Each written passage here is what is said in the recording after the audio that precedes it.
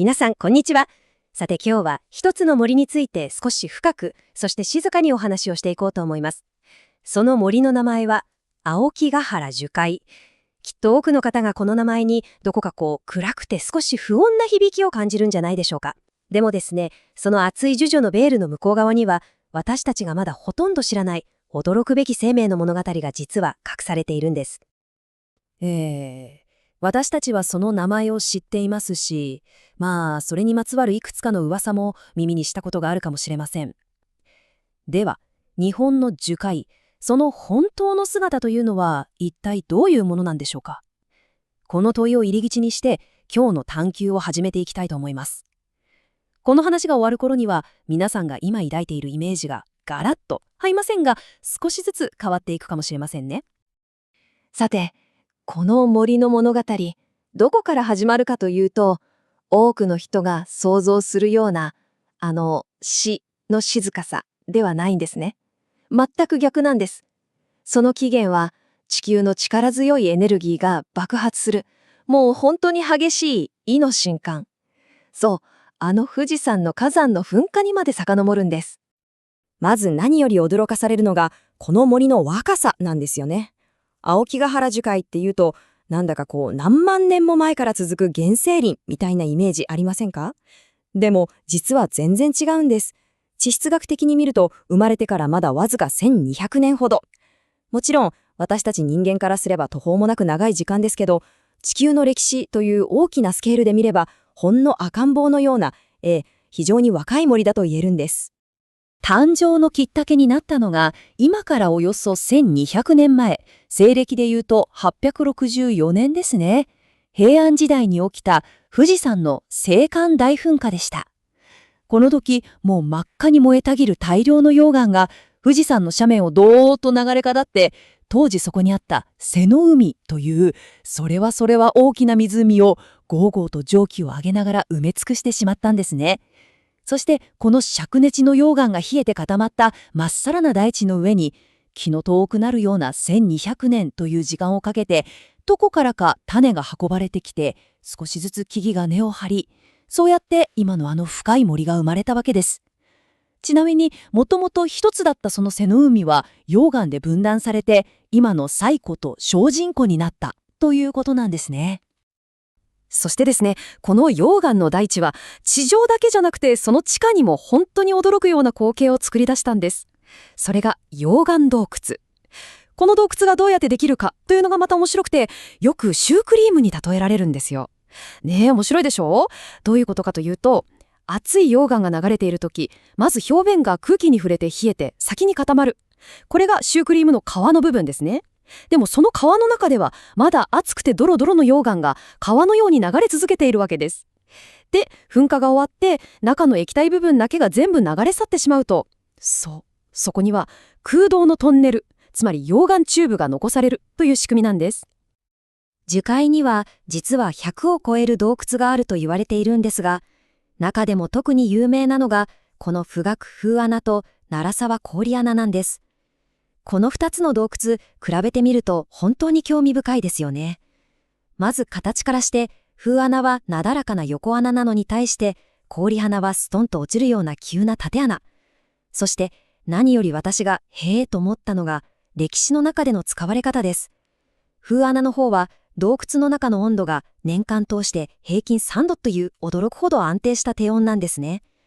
これを活用して昭和の初め頃まで、養蚕に使うコネの卵を保管しておく、まさに天然の冷蔵庫として大活躍していたそうなんです。一方で奈良沢氷穴、こちらはその名前の通り一年中美しい氷に覆われています。そしてここから切り出された貴重な氷は、なんとはるばる江戸まで運ばれて将軍様に献上されていたなんていう記録まで残っているんです。これすごいことですよね。つまり私たちが今抱いているイメージとは裏腹に、この森はかつて人々の暮らしや産業を支える活気に満ちた、まさに生命力あふれる場所だったということがよくわかります。ここで樹海にまつわるおそらく最も有名な神話について少し科学の目で見てみましょうか。そう、コンパスがぐるぐる回って使い物にならなくなるっていう話です。これ本当なんでしょうか？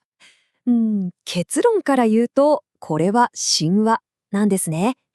確かに、この森の地面を作っている溶岩には磁気が含まれています。ですから、コンパスを直接地面の岩の上に置けば、針がちょっとだけふらっと動くことはあります。でも、私たちが普通に使う時みたいに、胸とか腰の高さで持っていればどうでしょう。地球全体のあの巨大な磁場の方がもう圧倒的に強いので、コンパスは全く問題なくちゃんと北を指し示すんです。じゃあなんでこんな伝説が生まれたのか。それはこの森の風景そのものに理由があるみたいです。どこを向いても似たような木々と苔と溶岩が延々と広がっていて、目印になるようなものが本当に少ない。だから方向感覚が麻痺してしまって道に迷った人が、これはきっとコンパスがおかしくなったに違いないと思い込んだ。それがいつの間にか伝説として広まっていった。なるほど、こう考えるとすごく納得がいきますよね。では、これほどまでに地質学的に面白くて、かつては人々の産業にも役立っていた生命力にあふれた森が、一体いつから、そしてなぜ、あの死のイメージと固く結びつけられてしまったんでしょうか。ここからは、そのイメージが作られていった文化的な背景を少し紐解いていきたいと思います。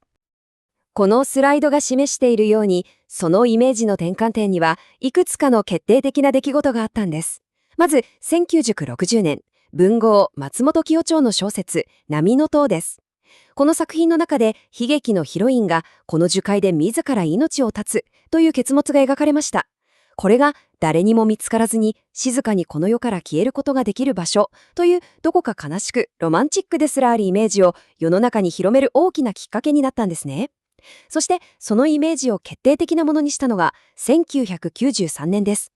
大きな物議を醸したあの完全自殺マニュアルが出版され、この樹海が具体的な場所としてはっきりと推奨されてしまった。これでイメージはもう取り返しのつかないものになっていきます。そして記憶に新しい方も多いかもしれません。2017年、アメリカの有名な YouTuber が森の中で遺体を撮影した動画を投稿したことで、この森の暗い評断が全く新しい、そして非常にショッキングな形で世界中に一気に拡散してしまったんです。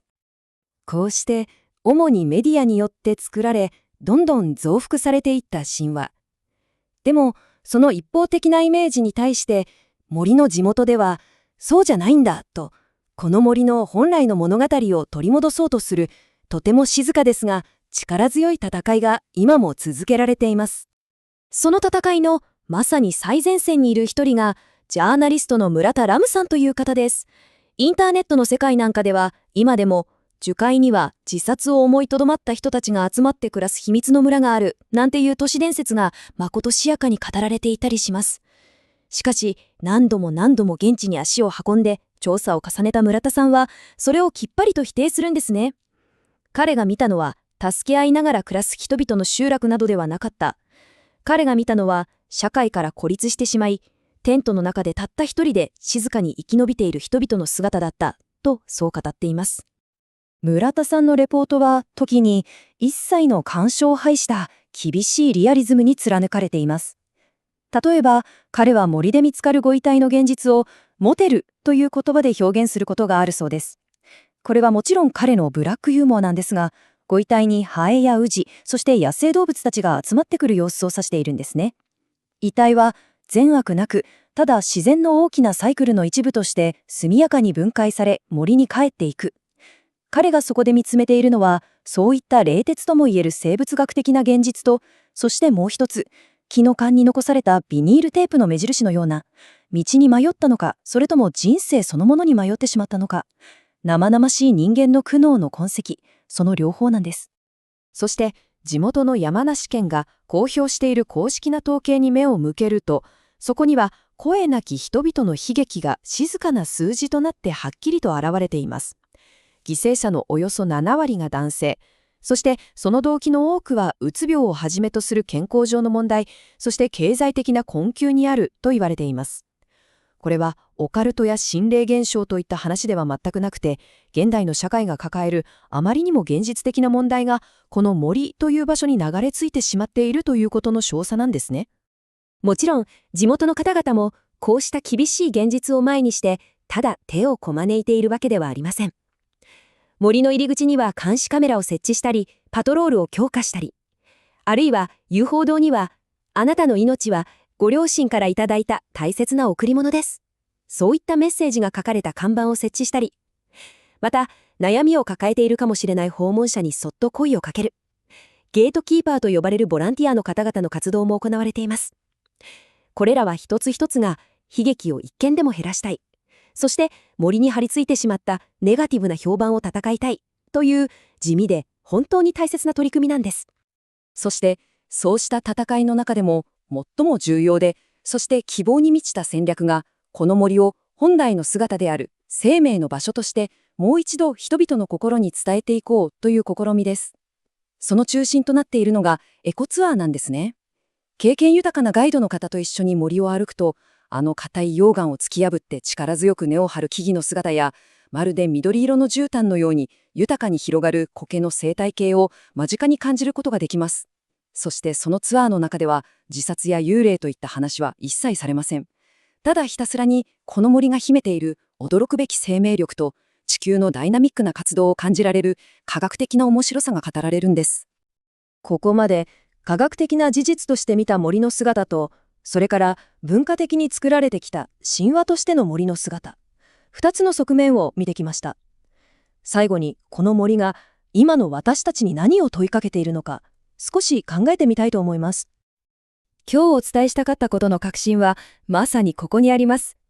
青木柄樹海の闇というのは、森そのものに何か邪悪な力が宿っているというような話では決してないんです。そうではなくて、それは私たち人間社会が抱えている孤独や、あるいは怖いもの見たさの好奇心、そして時には無責任な偏見といったものが、どこまでも同じ景色が続く方向感覚を失わせる森の風景に、まるで鏡のように映し出された影に他ならないのではないでしょうか。